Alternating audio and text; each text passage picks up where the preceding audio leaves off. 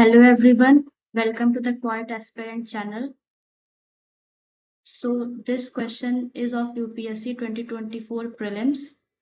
This question is basically on the removal of a speaker or deputy speaker of Lok Sabha. So the question says, with reference to the speaker of the Lok Sabha, consider the following statement.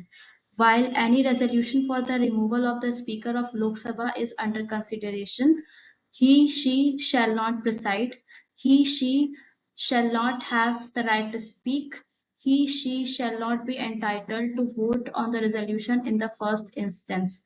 Which of the statement given above are correct?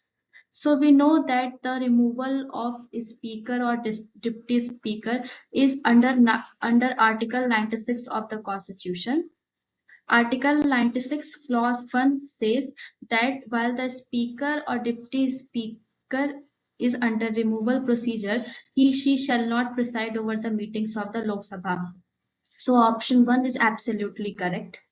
According to Article 96 clause 2, although they are under the procedure of removal, speaker or deputy speaker is under the procedure of removal, but they shall be given the right to speak and they shall be entitled to vote on the resolution in the first instance.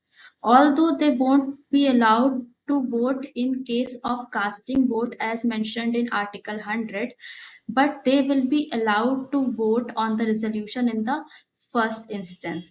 So statement 2 and statement 3 will be wrong according to Article 96 clause 2, and statement 1 will be correct according to Article 96 clause 1. So which of the statement given above are correct? One only. So option A will be the correct answer. Thank you so much. If you like the video, please subscribe to my channel.